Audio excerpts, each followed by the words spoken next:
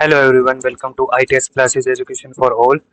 दोस्तों, हमने पिछले सेक्शन में न्यूमेरिकल पार्ट करना स्टार्ट किया था क्लास 11 का chapter number 1 some basic concept of chemistry में मोल कॉन्सेप्ट पढ़ रहे हैं हम। उसमें हमने मोल कॉन्सेप्ट के काफ़ी हद तक क्वेश्चन कर लिए थे। आज हमारा कुछ नेक्स्ट जो टाइप है क्वेश्चन, हम फिफ्थ टाइप है जो उसके क्वेश्चन करेंगे। ठीक है, तो आज हम ये जो मोल कॉन्सेप्ट है उसके क्वेश्चन खत्म कर लेंगे। ठीक है, तो conversion of moles into mass, volume और नंबर ऑफ एटम और मॉलिक्यूल एंड वाइस वर्सा। देखो ये क्या कह रहा है, अभी कन्वर्जन ऑफ मोल, मोल को हम कन्वर्ट करेंगे किसमें, मास में या फिर वॉल्यूम में या फिर नंबर ऑफ एटम या मॉलिक्यूल में। या हम इसका उल्टा भी कर सकते हैं कि भाई जो एटम है और नंबर ऑफ एटम मॉलिक्यूल है, वॉल्यूम है या मास है, इसको मोल्स में भी कन्वर्ट कर सकते हैं। ठीक है, तो क्वेश्चन देखते हैं। देखो क्वेश्चन में पूछा गया है कि भाई नंबर ऑफ मोल्स कितने होंगे। ठीक है, नंबर ऑफ मोल्स कितने होंगे वो बताना है। फर्स्ट पार्ट में दिया हुआ है 392 gram of H2SO4। H2SO4 sulphuric acid. ठीक है, तो H2SO4 का हमें ये मास दिया हुआ है, इसमें बताने कितने नंबर ऑफ मोल है। देखो ज्यादातर क्वेश्चन है वो इसी बेस पे आते हैं। ठीक है, मास दे देंगे उसमें नंबर ऑफ मोल्स पूछेगा, तो एक सिंपल सा फॉर्मूला याद रखिए नंबर ऑफ मोल्स निकालने का। क्या, गिवन मास, जो भी मास दिया हुआ है divide by molar mass. Molar mass कैसे निकालते हैं वो मैं पहले भी सिखा चुका हूँ। ठीक है, तो एक बार और देख लेते हैं कि मोलर मास कैसे निकालते हैं। मान लो यहाँ पर कितने है, 2 हाइड्रोजन है, एक हाइड्रोजन का 1 मास, एक सल्फर है उसका 32 मास, प्लस 4 ऑक्सीजन है, एक का मास है 16। ठीक है, तो मोलर मास हमें कैलकुलेट करने के बाद क्या आ जाएगा, 98। अब ये जो हमारे पास ऊपर क्या है, गिवन मास। ठीक है, और नीचे क्या आ जाएगा, 98 इसका मोलर मास। तो हमारे पास क्या आ जाएगा, 4 मोल आ जाएगा डिवाइड करने पर। एक और तरीका है कैसे निकालते थे, देखो हमें पता है कि भाई एक इक्वेशन याद रखनी है हमें बस, उससे सारे क्वेश्चन हो जाते हैं। ठीक है, वो क्या थी, 1 मोल, इसके लिए बता रहा हूँ मैं, किसके लिए, ये H2SO4 के लिए। 1 मोल किसके इक्वल होगा, 6.1 मोल ऑफ H2SO4 किसके इक्वल होगा, 6.022 into 10⁻23 molecule of H2SO4, molecule of H2SO4। अब ये किसके इक्वल होगा, molar mass of, molar mass of किसका, H2SO4 का। ठीक है, तो ये इतना ही होगा। ठीक है, मोलर मास क्या होगा H2SO4 का, देखो हमें पता है अभी कैलकुलेट किया 98। देखो अब हमें चाहिए क्या, हमें चाहिए क्या, नंबर ऑफ मोल्स, इसको ऊपर रखेंगे। हमें क्या नहीं चाहिए, हमें नहीं चाहिए भाई, हमें नहीं चाहिए क्या, मास नहीं चाहिए, यानी कि मोलर मास को डिवाइड कर देंगे। ठीक है, और कितना चाहिए, कितना चाहिए उसको मल्टीप्लाई कर देंगे 392 से। देखो एक बार करके दिखा, इसमें नीचे किया हुआ है, यहाँ से करके दिखा देता हूँ।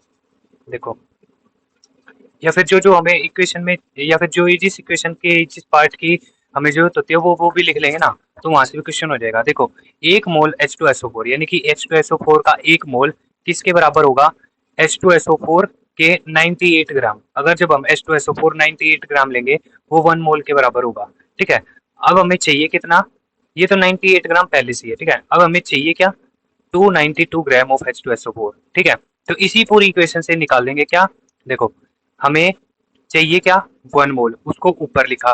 क्या नहीं चाहिए, 98, मतलब कि ग्राम वाला नहीं चाहिए, तो ग्राम वाला नीचे लिखा। फिर कितना चाहिए, 392 चाहिए। ठीक है, इसको मल्टीप्लाई कर दिया, हमारे पास क्या आ जाएगा, 4 मोल्स ऑफ H2SO4। या तो इससे कैलकुलेट कर लो या इससे। ये हमारा नीचे वाला क्या है, बेसिक मेथड है, और ये वाला हमारा एक फॉर्मूला है जिसके ये मोलर मास वाला और गिवन मास वाला ही सोल्व होगा। परंतु ये वाला जो मेथड होगा वो बहुत ही ईजी है, और कोई भी क्वेश्चन इससे सोल्व कर सकते हैं। ठीक है, तो अगला क्वेश्चन जो सेकंड पार्ट है वो करते हैं। इसमें दिया हुआ है 44.8 litre of CO2 eight STP। मतलब कि हमें वॉल्यूम दिया हुआ है इतना। ठीक है, इतने वॉल्यूम में हमें बताना है कि भी कितने नंबर ऑफ मोल्स होंगे। तो या तो उस तरीके से कर लो, क्या, given volume divide by molar volume. ठीक है, हमें पता भी गिवन वॉल्यूम क्या दिया हुआ है, 44.8। और जो मोलर वॉल्यूम होता है, जैसे कि 1 mole of CO2 is equal to 22.4 litre of CO2 gas at STP। ठीक है, और ये किसके इक्वल था, और जो हमने बताया था ना कि भाई SCO2 का जो ग्राम में कितना होगा, ग्राम में 32 और 12। ठीक है, उतना आ जाएगा, तो वो ग्राम में आ जाएगा। ठीक है, तो यहाँ से हम निकाल सकते हैं इससे भी।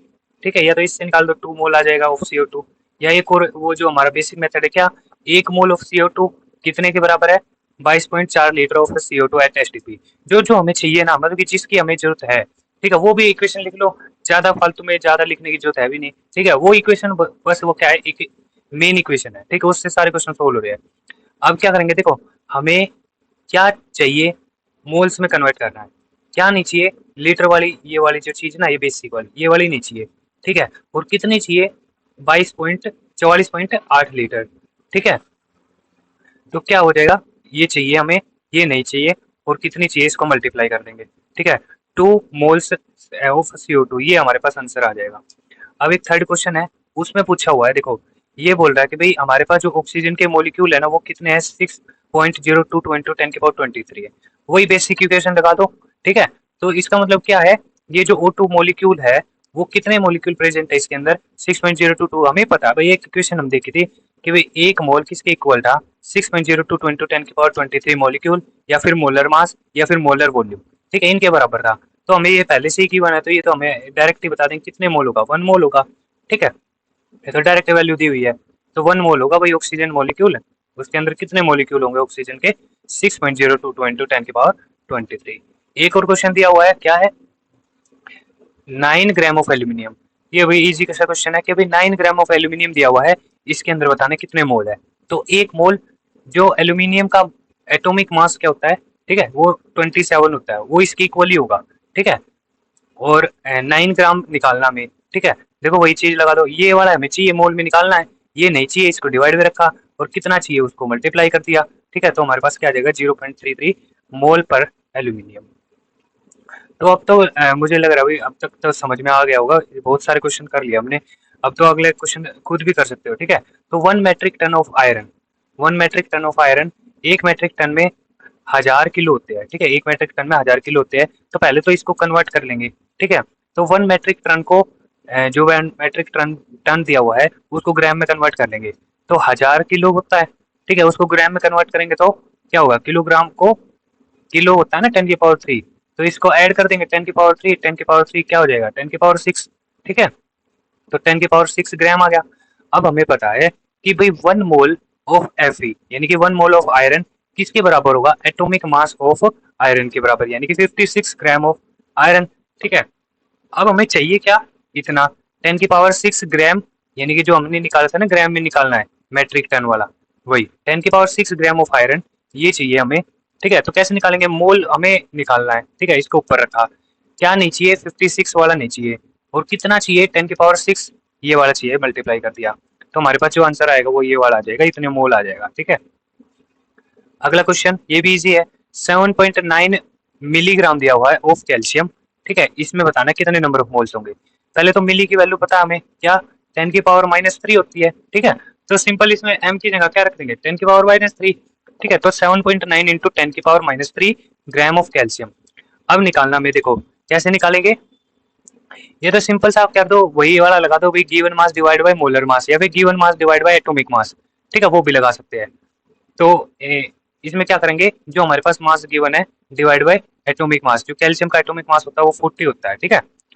तो देखो एक तरीके से सिंपल वही इक्वेशन यूज हो रही है, और वही बार बार उससे ही क्वेश्चन निकल रहे हैं, सारे के सारे क्वेश्चन।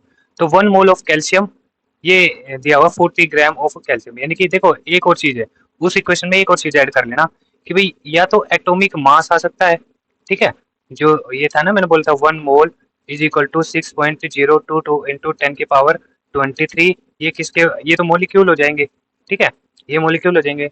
और या फिर मोलिक्यूल बोलो, या फिर एटम भी बोल सकते हो, ठीक है।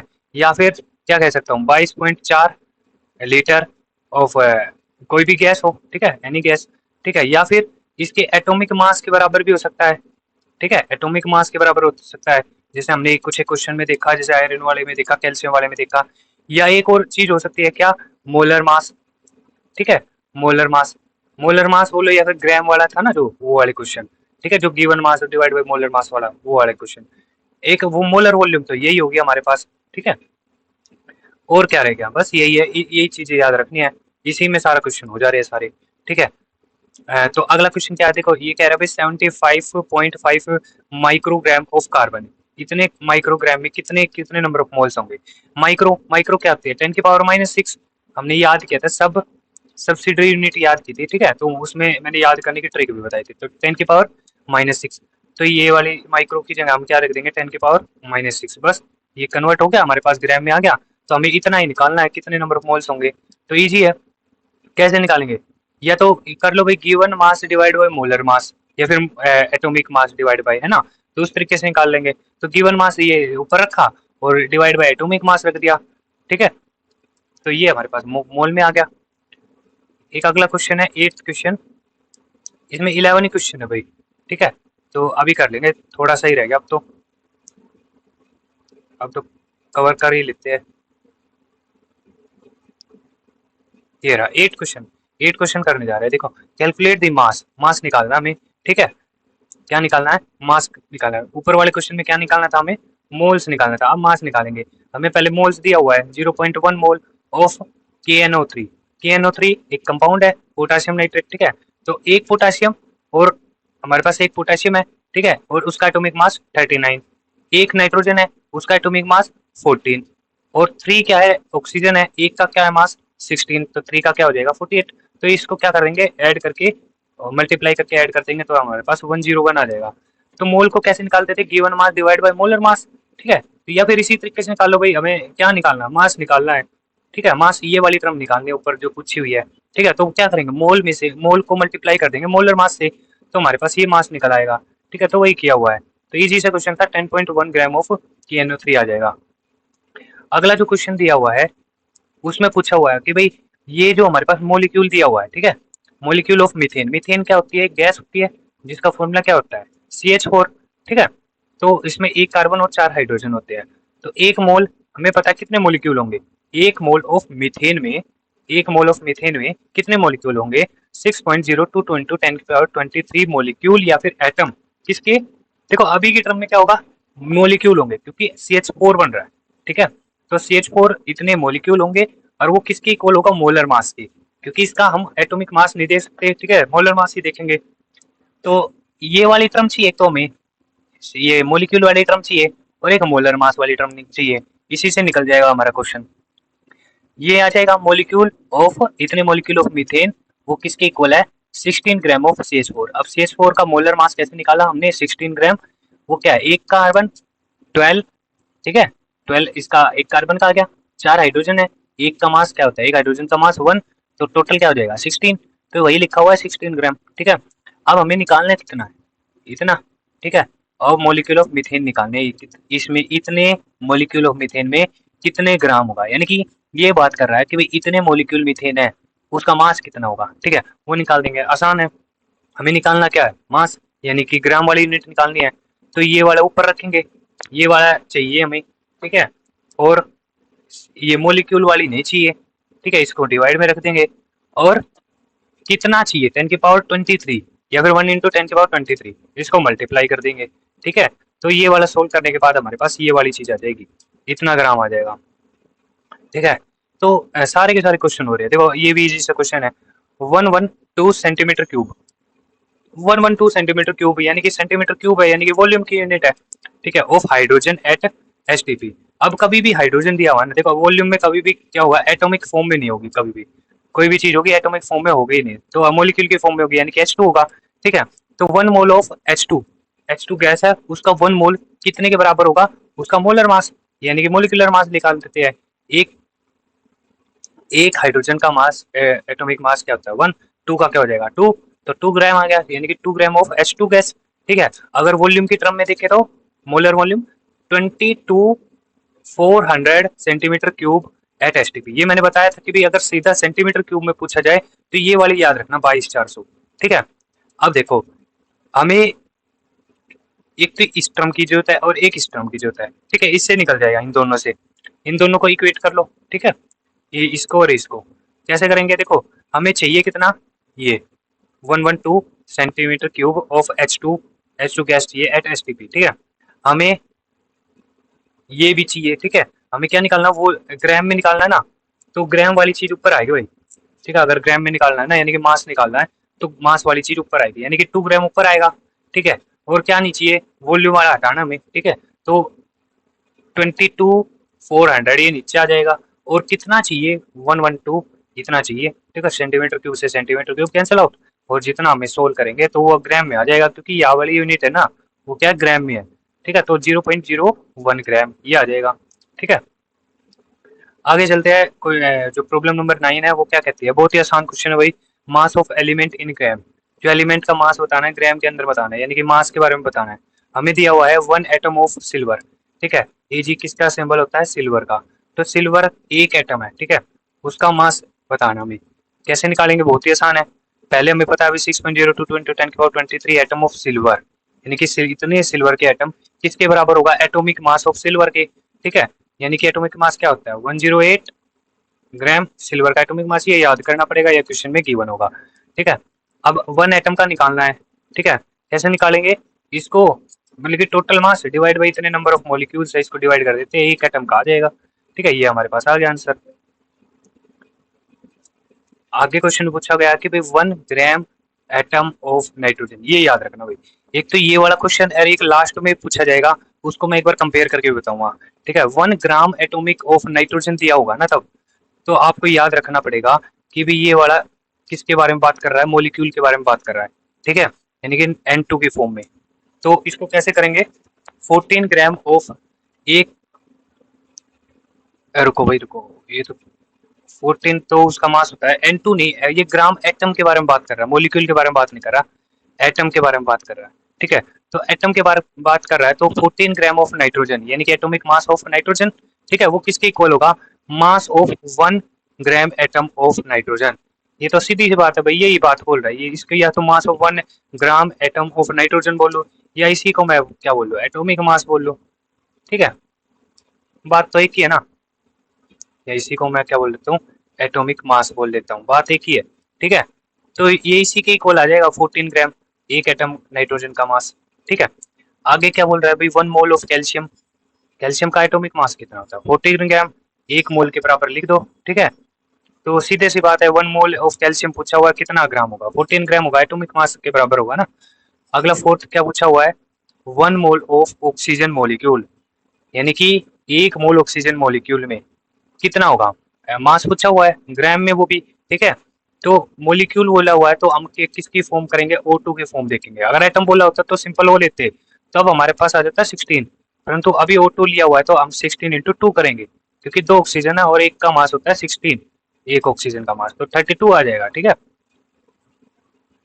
आगे बात करते हैं फिफ्थ क्वेश्चन की, उसमें दिया हुआ है 10⁻23 एटम ऑफ कार्बन, 10⁻23 एटम यानी कि इतने एटम है, ठीक है, इसका मास निकालना है इतने एटम का।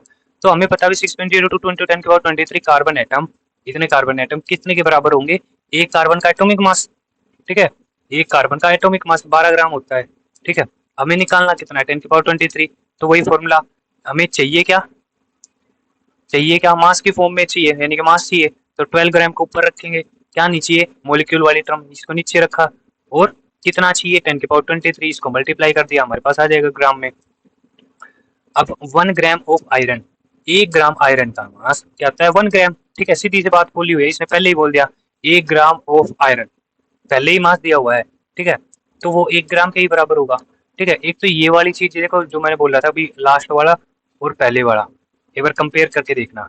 एक तो gram 1 gram atomic of 1 gram atom of nitrogen आ जाए, तो उसका एटॉमिक मास देख लेंगे 14 ग्राम, या फिर एक सीधा आ जाए 1 ग्राम ऑफ आयरन, ठीक है। इसमें बस एक ही वर्ड का डिफरेंस है, यहाँ पर एटॉमिक नहीं है, ठीक है। एटॉमिक होता है तो ये भी क्या हो जाता है 26 आ जाता है, नहीं 26 नहीं, ये तो एटॉमिक नंबर होता है, इसका एटॉमिक मास होता है, ठीक है।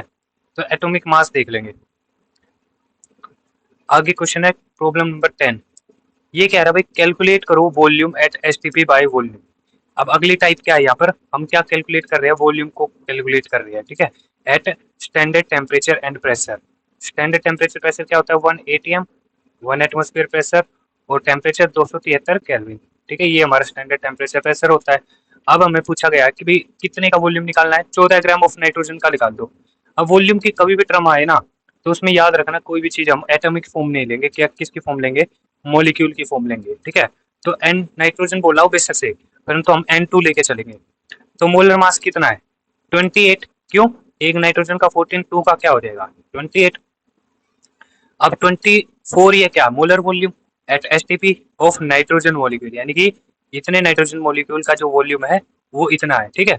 अब वो कितने के बराबर है, 28 ग्राम ऑफ नाइट्रोजन के, ठीक है।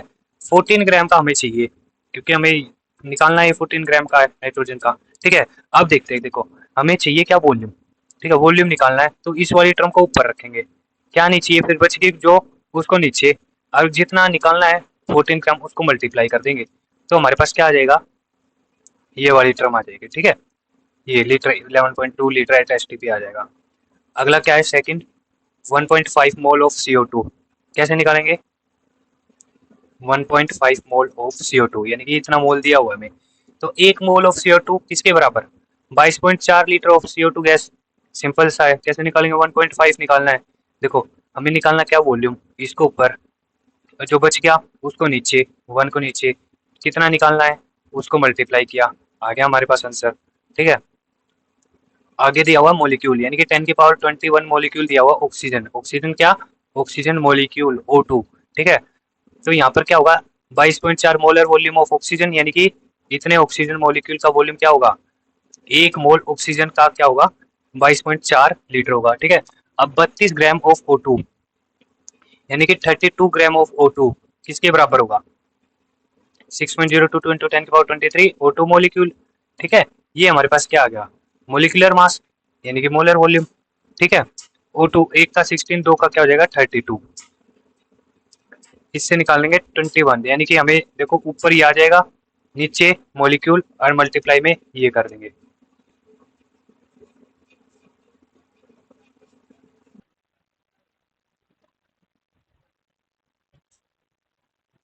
तो हमने यहाँ तक कर लिया था कि भाई 10 की पावर 21 मॉलिक्यूल ऑफ O2, इसके निकालना, देखो हमें क्या निकालना, वॉल्यूम निकालना, वॉल्यूम को ऊपर रखेंगे, ऊपर रखा, और क्या नहीं चाहिए, यानी कि ये मॉलिक्यूल की टर्म मैंने हमें जो बच गया वो नीचे रखेंगे, और कितनी चाहिए, ठीक है, 10 की पावर 21 चाहिए तो इसको यहाँ रखा गया, तो ये हमारे पास वॉल्यूम की टर्म आ जाएगी, ये 3.72 10 की पावर -2 लीटर एट एसटीपी, ठीक है।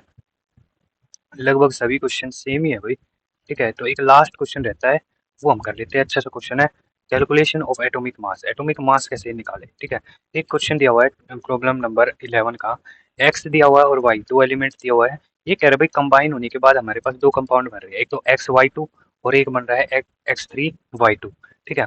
0.1 मोल ऑफ XY2, ठीक है, वे किया, यानी कि इतना मोल, मोलैरिटी है उसकी, यानी कि इतना मोल है, ठीक है, XY2, उसका वेट किया तो हमारे पास 10 ग्राम आ रहा है, और इतने ग्राम, इतना मोल 0.05 मोल है X3Y2, उसका वेट कर रहे हैं तो हमारे पास कितना आ रहा है, 9 ग्राम आ रहा है, तो हमें क्या निकालना है, एटॉमिक मास निकालना है, ठीक है। हम लेट कर लेते हैं जो एटॉमिक मास है एक्स एलिमेंट का वो क्या है, स्मॉल एक्स, और एटॉमिक मास है वाई का क्या कर लेते हैं, लेट स्मॉल वाई, ठीक है। मोलर मास ऑफ XY2 क्या हो जाएगा, XY2 क्या हो जाएगा, क्या होगा इसका तो मास एक्स स्मॉल एक्स प्लस क्या करते थे 2 इंटू वाई, ठीक है, ये मोस आ जाएगा हमारे पास मोलर मास। अब 0.1 मोल ऑफ XY2 वेट,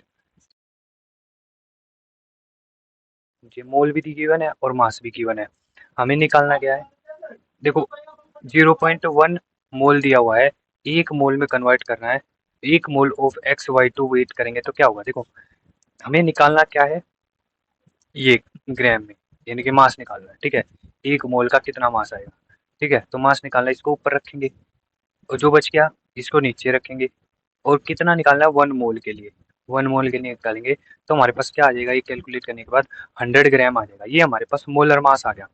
अगर देखोगे ये हमारे पास क्या आ गया, हमारे पास XY2 का एक मोलिक्यूल के लिए, देखो एक मोल के लिए हम जो भी मास इक्वल रखते थे वो क्या रखते थे, मोलर मास रखते थे, इक्वेशन याद कीजिए, 1 मोल किसके इक्वल था, मोलर मास की था, ठीक है, मोलर मास की भी इक्वल था ना, तो ये हमारे पास क्या आ गया, मोलर मास आ गया। अब ये मोलर मास हम इसको इक्वेट बाद में करेंगे, पहले दूसरे का मोलर मास निकालते हैं, जो हमारे पास दूसरा कंपाउंड है ना, ये X3Y2, इसका मोलर मास निकालेंगे तो कैसे निकलेगा, एक्स तो हमने एक्स मानना हुआ है, ठीक है, इसका वाई है, तो 3 और 2 ये आ जाएगा, ठीक है, ये हमारे पास मोलर मास आ जाएगा जिसे ऊपर वाला कैलकुलेट करा। वो अब दिया हुआ हमें क्वेश्चन में 0.05 मोल ऑफ X3Y2 वेट कर रहा है, तो हमें क्या मिला, 9 ग्राम मिला, ठीक है। तो 1 मोल कन्वर्ट करना है, कैसे करेंगे? वैसे ही जैसे हमने ऊपर वाला किया, मोलर मास ऑफ 1 मोल के लिए ए मोलर मास आ जाएगा ऑफ X3Y2। देखो हमें मास कैलकुलेट करना है, इसको नीचे रखेंगे और 1 मोल निकालना है तो 1 को मल्टीप्लाई कर देंगे, ठीक है। तो हमारे पास क्या आ जाएगा 180 ग्राम, ठीक है। ये क्या आ जाएगा, इतना कंपाउंड हमारे पास प्रेजेंट है, इतना मास है, ठीक है। इस कंपाउंड का इतना मास है 1 मोल के अंदर। तो हम क्या करेंगे, अब डायरेक्ट मैं एक बार कर देता हूँ कि भाई जो ऊपर वाली इक्वेशन से जो हमारे पास मोलर मास निकला था 100 ग्राम, इसको इक्वेट किया और इक्वेशन नंबर 1 मान लिया। अब इसका जो मोलर मास निकाला था, इसको इक्वेट किया 180, इसको इक्वेशन नंबर 2 मान लिया। अब इक्वेशन नंबर 1 और 2 ये दो इक्वेशन है, इसको हम सोल्व कर लेंगे।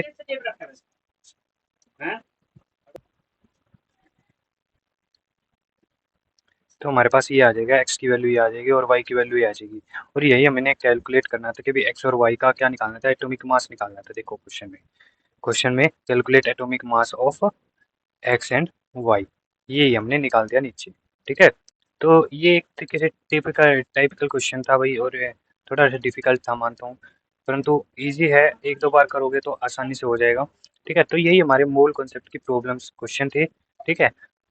अगले लेक्चर में हम कुछ एक और कर लेंगे, जो इजी हो गया फिर अच्छे से कर लेंगे।